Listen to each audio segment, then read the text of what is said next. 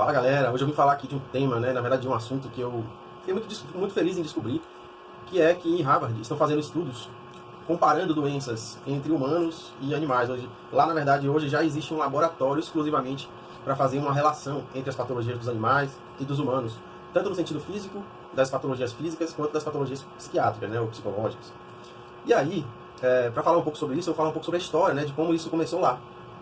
E aí isso começou em 2005, quando uma médica cardiologista, né, a médica lá da Universidade de Harvard, né, desse hospital de Harvard, muito conceituada, uma cardiologista que trabalha basicamente com transplante, trabalha muito com transplante, ela foi chamada pelo diretor do hospital veterinário para avaliar um primata, um pequeno primata, um mico, né, que ia passar por uma cirurgia. E aí, quando ela chegou lá para avaliar esse primata, chegou todo enrolado numa manta, dentro de uma caixinha, e aí quando ela olhou para ele, que viu aquele olhão, segundo ela, pelas palavras dela, com aquele olhar líquido, né, com aquele olho brilhante, ela pensou em fazer uma experiência ali, igual que ela fazia com os humanos que ela atendia. Os humanos que estavam ansiosos, né, em relação a algum diagnóstico, em relação a alguma cirurgia. E principalmente com crianças, né? Ela baixava, né, no nível do olhar da criança, arregalava os olhos e ficava ali fixamente olhando para essa criança, brincando um pouquinho, mas com o olhar, né, com um olhar específico. E aí ela fez a mesma coisa com esse macaquinho. Quando ela viu lá o olhão, ela teve essa ideia de, eu vou fazer, vamos ver se eu consigo acalmar ele com, né, com o olhar. E aí ela começou a olhar, começou a encarar esse macaquinho aí. Inicialmente parecia que estava dando super certo, porque o macaquinho ficou imóvel, né, olhando para ela também, retribuindo o olhar. E aí o que chamou a atenção foi que imediatamente também o médico assistente, aliás o médico veterinário, né, não o assistente, o médico veterinário que estava acompanhando, chamou a atenção dela, pediu para ela parar de fazer aquilo, né? Pediu para ela parar porque senão ela ia causar no macaquinho uma coisa que é conhecida na veterinária chamada miopatia de captura, que é quando os primatas, quando os animais eles são capturados, eles sofrem um tipo de estresse lá, pós-traumático. Então ela saiu do caminho lá do médico, ficou meio confusa, porque essa coisa de miopatia de captura não existe dentro da medicina humana, né? E aí ela ficou com aquilo na cabeça, o que é essa miopatia de captura? E aí é exatamente isso, quando os animais eles são capturados, eles secretam uma onda de adrenalina, e essa onda de adrenalina, na descrição dos livros lá de veterinária, é uma causadora, por exemplo, de uma intoxicação ou um envenenamento muscular por excesso de adrenalina e que causava aí, muitas vezes a paralisia de alguns músculos ou a lesão mesmo de alguns músculos. E aí isso era chamado de miopatia de captura. De captura, nesse caso, uma alusão à captura dos animais, né? E na maioria das vezes, o músculo que entrava em dilatação, por exemplo, em lesão, quando isso acontecia, era o músculo do miocárdio, o músculo do ventrículo cardíaco. E aí então, os livros, né, que ela consultou, que foi basicamente livros de veterinário, porque ela não achou nenhum tipo de relação sobre isso nos livros de medicina comum, eles diziam que isso era causado muitas vezes também ao olhar fixo para algum animal, né?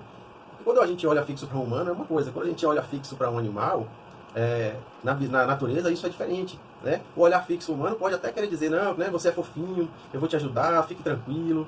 Porém, nos animais quer dizer o contrário, significa, eu estou com fome e eu vou te devorar. Então, por isso que os animais ficam tão tensos, por isso que eles têm essa onda de adrenalina ali, nesse momento que tem uma fixação do olhar, ou seja, que você faz contato visual muito direto com o animal. É como se fosse um confronto direto. Então, nessa hora que ela descobriu isso, né, dessa miopatia de captura e principalmente dessa questão do ventrículo aí, ela teve um insight, que nos anos 2000 se descobriu um tipo de cardiopatia chamado cardiopatia de Takotsubo, que era um quadro severo de dor, e de dor no peito, parecido muitas vezes com um ataque cardíaco clássico, né, com todos os sintomas de um ataque cardíaco clássico. E no diagnóstico dessa miopatia de Takotsubo, o que se via na imagem lá era uma dilatação do miocárdio em formato de lâmpada, né, para dentro do miocárdio.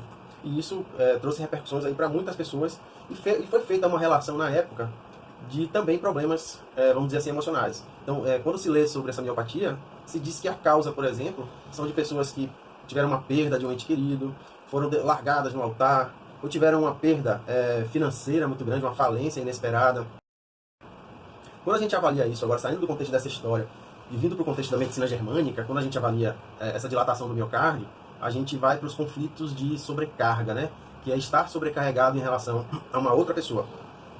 E aí quando a gente vai lá para os animais também, que a gente fala sobre a miopatia de captura, sobre essa questão do olhar, né? De você fixar o olhar em um outro animal e dar aquela informação de que eu estou querendo te devorar, né? Então isso também pode ser relacionado com uma sobrecarga, né? Principalmente se a gente está falando de uma presa, que é um macaquinho, por exemplo, é uma presa, né? Não é um predador. Então ele pode se sentir sobrecarregado nesse momento por esse outro predador que está ali em cima dele, fixando o olhar. E aí o miocárdio, como é na medicina germânica, ele se dilata no sentido de melhorar a sua possibilidade contrátil. Né? É como se fosse um músculo que faz uma hipertrofia para melhorar a capacidade de levantar um peso, por exemplo. Porém, o coração não levanta peso, ele faz a gente fazer as nossas atividades. E aí então ela fez essa relação, ela disse, então isso que os humanos sentem, né, ao viver situações difíceis e não se sabia a causa, a gente pode dizer que é uma miopatia de captura, né, que é como se fosse uma miopatia de captura, como se a gente pudesse fazer essa relação direta. Então, ela achou aí essa correlação e começou a estudar isso. Começou a ver várias outras doenças como diabetes, câncer e um monte de outras coisas. E aí hoje já se tem inúmeros estudos lá em Harvard sobre isso. A Faculdade de Medicina de Harvard e a Faculdade de Medicina Veterinária de Harvard hoje tem um núcleo que estuda exatamente isso, né? Existem relatos, por exemplo, de estudos, né, em relação a mulheres, por exemplo, que têm dificuldade de engravidar, e aí eles começam a estudar animais que têm uma capacidade de tempo de fertilidade de 300 anos, de 400 anos, né? Então, qual é o benefício? O que é que traz esse benefício para esses animais? Para que possa ajudar as pessoas, por exemplo, que têm essa dificuldade. Então, existem, lógico, muitos outros estudos que eu não tenho como citar aqui, mas isso me trouxe assim uma esperança muito grande de que lá na frente, em algum momento, a gente vai ter aí uma medicina que faz essa relação que a medicina germânica faz, né? Que é entre o homem e o animal, esse universo entre o homem e o animal, fazendo agora esse encontro, né? Uma das coisas que ela fala também é que a gente se coloca num patamar de evolução maior que os animais. E aí ela fala que não, isso não existe, né? Nós somos tão animais quanto qualquer outro, e nós não somos nada de mais evoluídos. Nós somos mais complexos, isso é verdade. Mas a gente não é mais evoluído do que os animais. Então por que não, né? A gente poder fazer relações aí de patologias, de comportamentos, né? Hoje existe a etologia animal, que estuda o comportamento animal, que foi o que o Dr. Hammer estudou para chegar às nossas disfunções de comportamento também.